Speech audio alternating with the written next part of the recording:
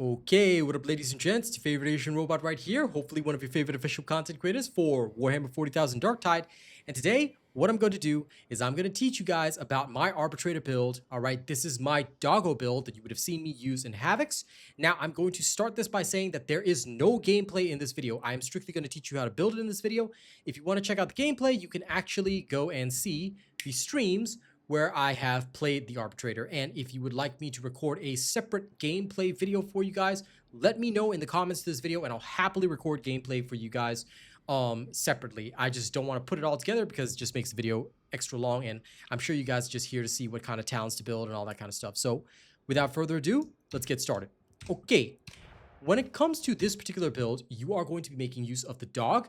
I have found the dog extremely useful even at high levels of gameplay because it basically acts as another player that can go off invulnerable and take care of specialists, elites, whatever else. And it's also really, really good for dealing with monstrosities because when you use the blitz ability to detonate on the monstrosity, it will actually stun the monstrosity, which gives you a few precious seconds of time to further weaken it with your staggering blows and so on and so forth.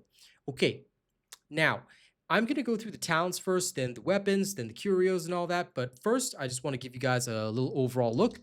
The shock ball and suppression shield is the bread and butter of this build. You will be mostly playing in melee. The ranged weapon should be the Exterminator Shotgun, and you'll be using the Mark 8 variant of this because it is absolutely amazing at dealing damage. You can actually snipe with it at very long ranges, which is hilarious in the field. All right, it's a shotgun that acts like a sniper, which is freaking fantastic.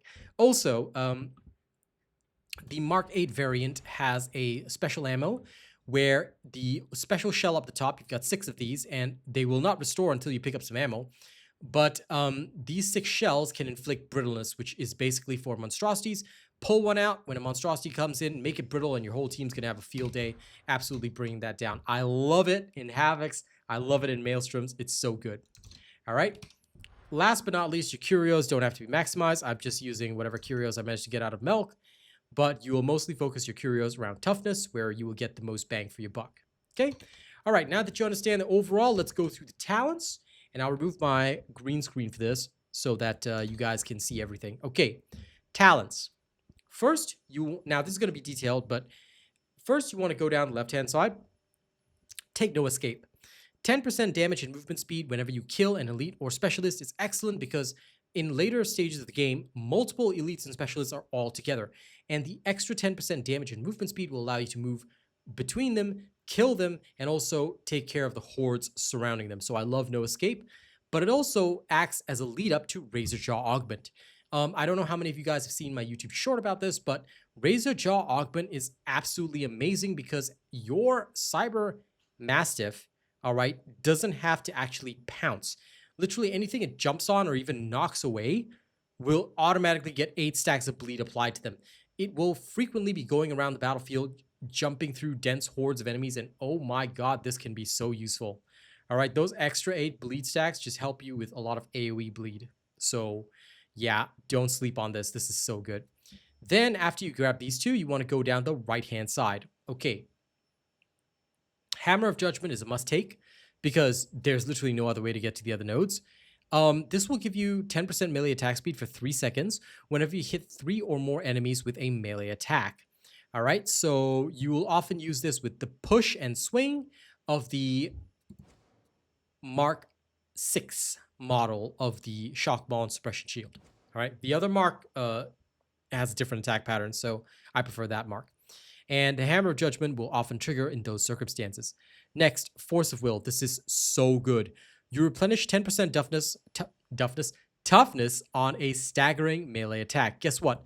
Later on, you'll have the perk where any melee weak spot hit makes the enemy count as staggered. So, Force of Will, super important. Next, Retaliatory Force. At first, I didn't like this perk, but I found that in Havocs, it's so good. Not only do you gain 15% reduced block cost, but on a perfect block, you will gain 15% damage and 10% attack speed. Many people have actually asked me, wait, what actually counts as a perfect block? Okay, although I don't have an answer to this, and I don't have a way of showing you guys because I have no way to make enemies attack me in the meat grinder, which would be a lot easier. I don't know why Fat Shark hasn't implemented this feature. Fat Shark, if you're listening, please implement this feature. okay, so that those without mods can actually show people stuff. But the perfect block timing is like right when an enemy's attack is about to hit you. If you guys have played games like Clear Obscure Expedition 33, it would be that kind of parry timing.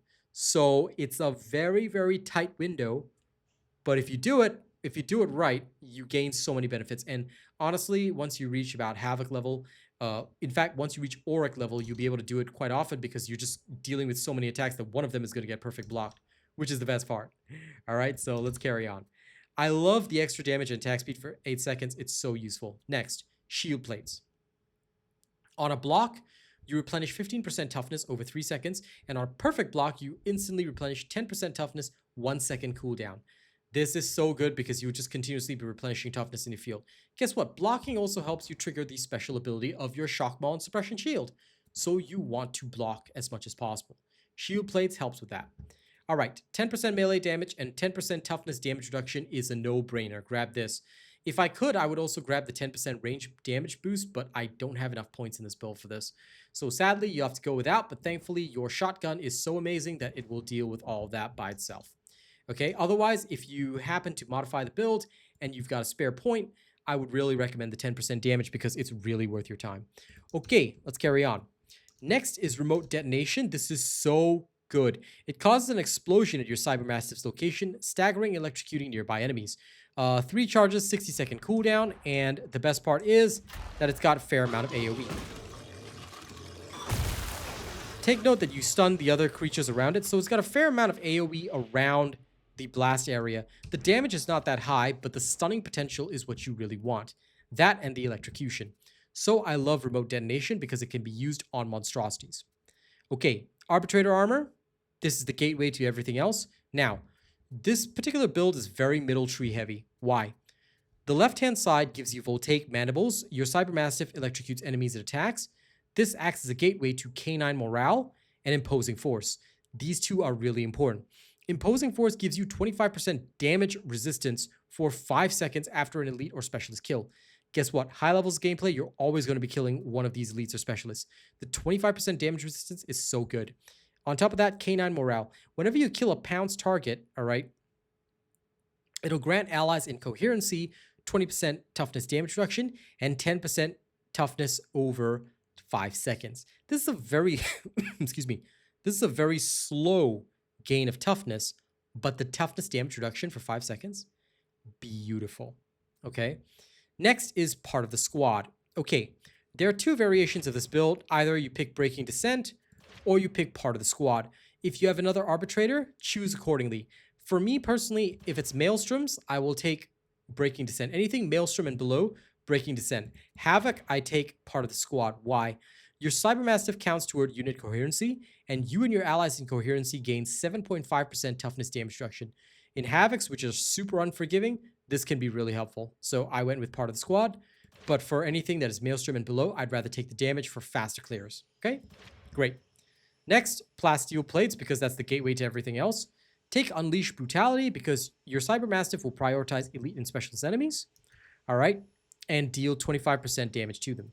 Next is Impact Boost. This gives you 25% more impact, which is really good because everything in this build is based on stagger. Speaking of which, sorry, forgot to go through the right-hand side.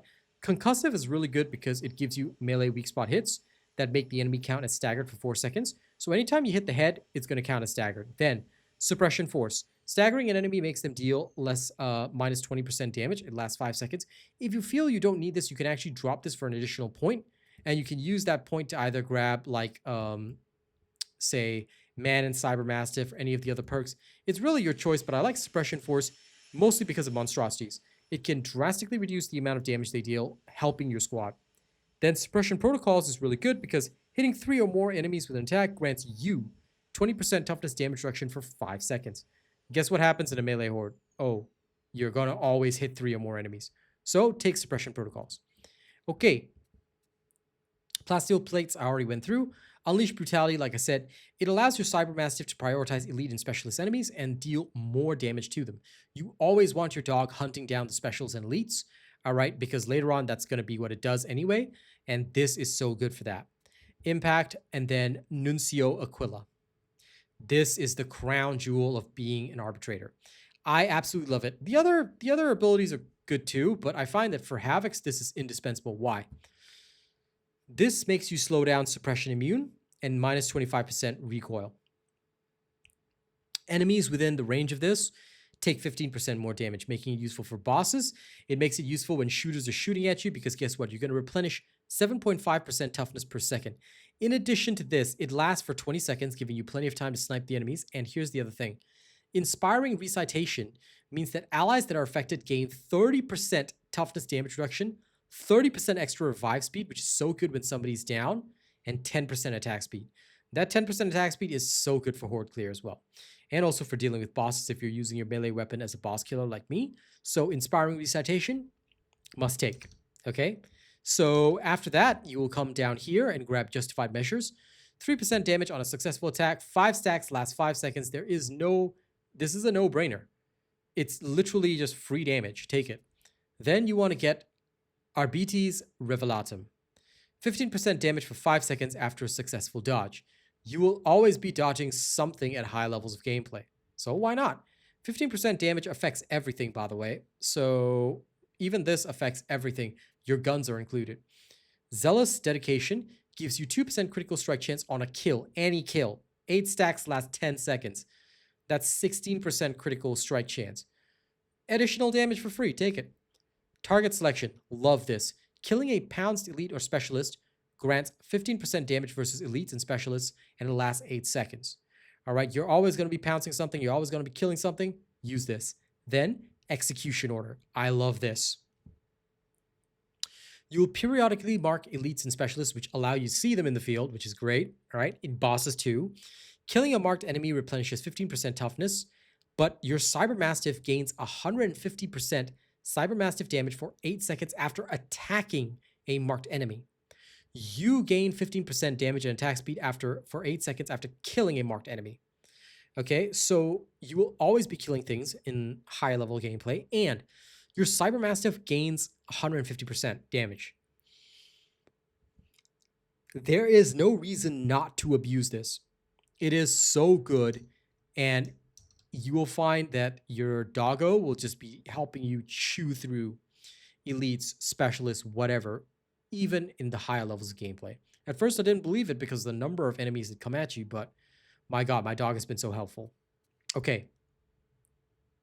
Mallocator is really good because you get 50% cooldown regeneration for 8 seconds after a marked kill. You will always be getting marked kills, so this is really good to get your Nuncio Aquila up as much as possible. Then, Efficient Killer. 10% extra crit chance and 25% extra crit damage on a marked kill. Why not, since you already have this, right? I didn't take No Lenience because you don't need additional rending, and Not Far Behind was good because your dog is always pouncing, but I found that I would rather take Keeping Protocol. Killing a marked enemy gives you 1% damage versus monstrosities and 1% damage resistance versus monstrosities max, 30 stacks.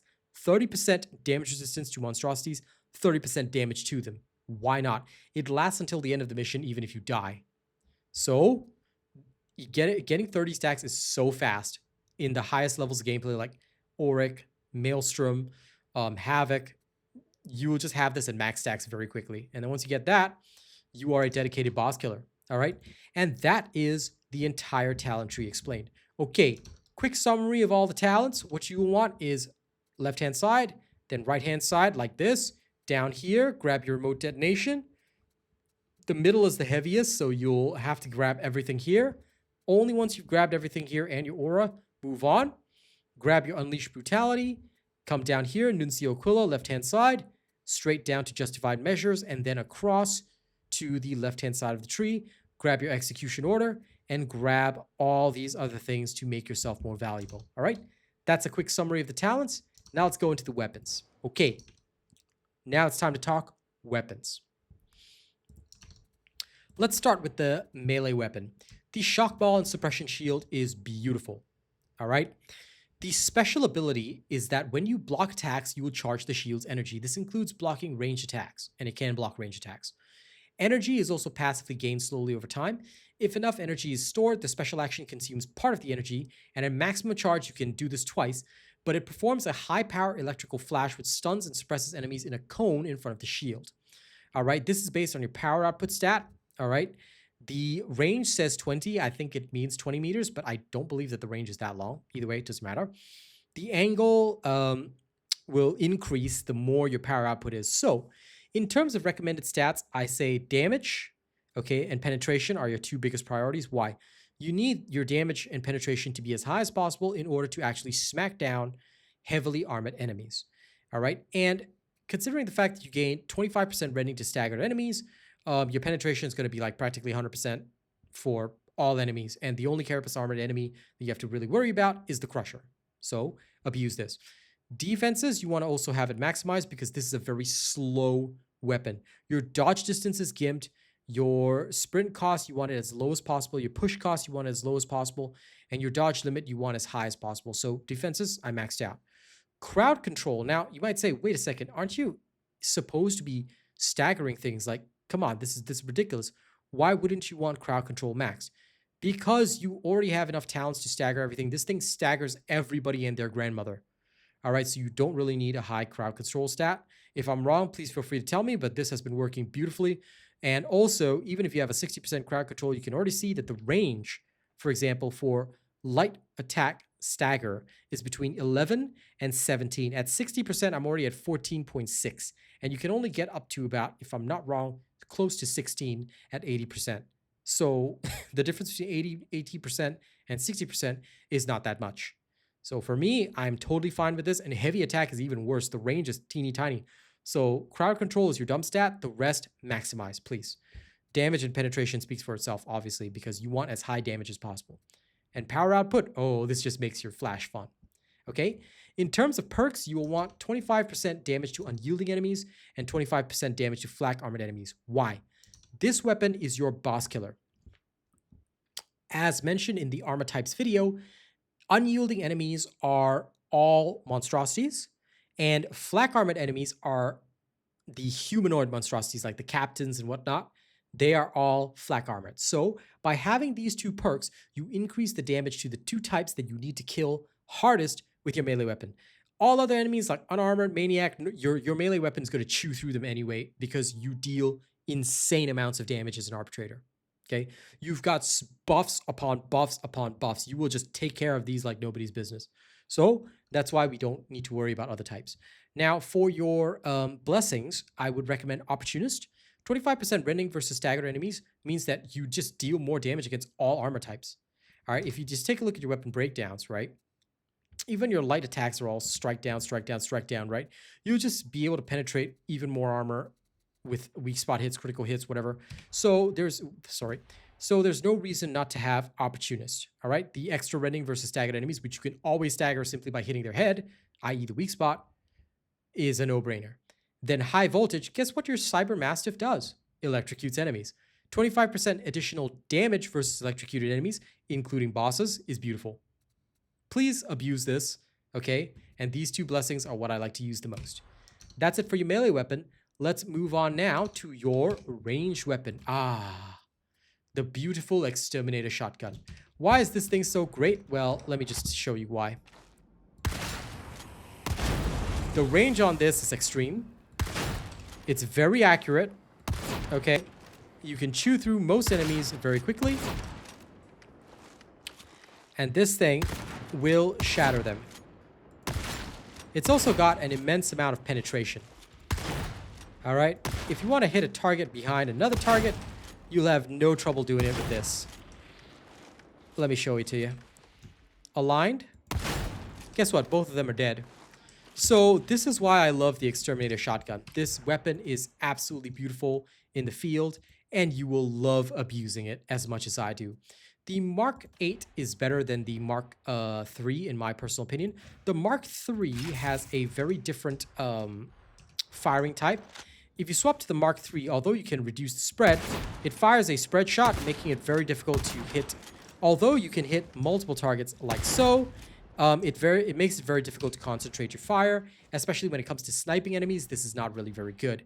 All right, so I switched to the Mark 8, which is just so much better. It's got a longer barrel, and as you can see, it's got a very concentrated pellet spread, making it very easy to deal with multiple targets that are sitting in a row, and you can also snipe them at a distance if you want to hit somebody's in the head.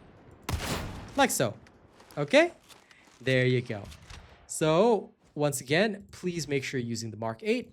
Let's inspect it. Okay, here we go. The special ammo loads the weapon with one special shell that gives the next shot brittleness. I've already told you about this. This is beautiful. Abuse it on bosses. All right. In terms of stats, what you want to have is damage, stopping power, maximized. This affects your damage versus the various armor types, and damage is just damage in general. You want it as high as possible. Ammo, please, as high as possible so you can have as much ammo reserve as possible. Stability, you only need about 70%. This is to minimize the recoil as well as the spread. Okay? Although the spread range is not great, I find 70% to be the best bang for your buck. And mobility, you also want it about 70%. Okay, I'll be real with you. If I could choose a dumb stat, I'd probably choose the dumb stat as stability, but I like the higher stability because it really helps me out. Mobility makes this a great weapon to pull out and sprint because your shield is so slow. It's actually better to sprint around and slide around with your shotgun out, which you will probably see me do when I'm not in combat. But basically, even if you were to get 80%, your sprint speed is only going to go up so much. So I found that 70% was more than good enough. The other thing is that this will affect your dodge distance and dodge limits, but 70% is enough to achieve a dodge limit of 5. In fact, I think 60% still achieves a dodge limit of 5. I could be wrong, but please let me know if I'm wrong. But 70% was what I found to be a good balance between mobility and stability. But these three non-negotiable must be at as close to 80% as possible. I mean, 79%, 80%, still all the same, but yeah. This distribution was perfect for me. So this was actually the first shotgun I got in the game, and I stuck with it all the way till the end. So this is what worked for me, okay? All right. Oh, sorry. Perks. In terms of perks, Flak, Maniac. People have asked me, why Flak and Maniac? Okay. This weapon is not for you to kill bosses. Even if you have to kill the Beast of Nurgle with this thing does very high damage as long as you're hitting the weak spot of Beast of Nurgle. So you don't need unyielding on this. Flak armored enemies and Maniac armored enemies make up most of the elites and specialists, with the exception of the Maulers and the Crushers. But even then, you're going to deal with them mostly with your melee weapons. So when you want to shoot snipers and everything else, Maniac and Flak helps you the most, and you don't have to worry about unarmored. So there you go. Okay? That is why I chose these two perks. Now, for the blessings, full bore is beautiful. This thing has concentrated pellet spread, so it's really easy to trigger full bore, and the 20% strength lasts for 5 seconds. Execution, even better. 20% damage bonus versus staggered enemies. Guess what you can do with your entire Arbitrator loadout? In fact, an enemy that gets pounced will count as staggered. So there you go. You can also stagger them with your shield. Just slam it, boom, cone, pull this out, and you can waste an elite or specialist, pull your sword and shield, pull your mace and shield back out, and you can just hammer them away. All right. Some of you guys will have seen me do that a couple of times, especially in dangerous situations or when the veteran is under pressure and we got to step up to help out. That's what we use it for. So this is why I like the Exterminator Shotgun and these particular blessings on it. Okay. All right. Now, last but not least are the Curios. Okay. Here are the Curios that I'm using. 2 max stamina with stamina regeneration, gunner resistance, and toughness to regeneration speed. I only use 1 gunner resistance, but if you find that you need more, you can swap out something else like max health for more gunner resistance. You can have up to 3 if you want, but 2 is the ideal. All right, this is because of diminishing returns. Now, a perfect Curio would have 3 stamina, but I found 2 stamina is easy enough. If you find that you don't need the 2 stamina, go ahead and swap it out, but I find the 2 stamina very useful. All right, I would, like I said, if I could, I would have 3 stamina. Then I've got stamina regeneration, toughness, regeneration, speed. This just helps me out a little bit in combat, all right, because I regenerate mostly off my Mastiff being with me. Now, the other Curio is toughness. Try to get 17% if you can. That's the best roll, I still believe, but most people will have 15 or 16%. Get block efficiency, sprint efficiency, and max health, all right? You don't need any more toughness regeneration than this, but you do need sprint stamina regeneration as much as possible. And if you don't want the other sprint efficiency, go take a stamina regeneration. I find that just 1 is enough, but 2 can be very beneficial in the field, adjust as needed. But block efficiency is non-negotiable. And if you don't need the extra max health, you can actually just take that out and get stamina regeneration. Okay. Then for this one, again, sprint efficiency, block efficiency, maximum health. Why sprint efficiency of all things? Okay. You will find that you are very slow. So I have found that what saves my butt and allows me to have some stamina for the actual fight is sprint efficiency. That's why I've used two slots on it. I found that without it, sure, I could regenerate my stamina faster, but I really felt the pinch in combat if I had to sprint around here. And just after a short distance, I completely ran out of stamina. So sprint efficiency did a lot of work for me. And of course, block efficiency, like I said, non-negotiable. You need at least 2 of these, all right, so that you can block a lot of damage freely with your shock ball and suppression shield. All right. If you really, really want to, you can drop toughness regeneration speed as well for more block efficiency, or you can get more sprint efficiency and swap one of these sprint efficiencies for stamina regeneration. It's up to you how you want to structure it, but this is how I've structured it, and I found this to work beautifully in Havocs. All right. This is what gives me the most bang for my buck, and it helps me balance out really, really well. Again, the toughness regeneration speed is the one I would be most likely to drop for even more block efficiency, because block efficiency is your bread and butter. All right. You kind of want that, or take more stamina regeneration. Choice is yours. Okay. All right. That brings me to the end of this video. Okay. Quick summary of everything. Talents, you want to have something like this: left side, right side, down here. Okay. All this, grab this, then left-hand side of the tree. Loadout, shock ball and suppression shield, damage, power output, defenses, penetration. Most important, crowd control, dump stat. Exterminator shotgun, damage, ammo, stopping power is the most important. Mobility, stability, adjust as needed.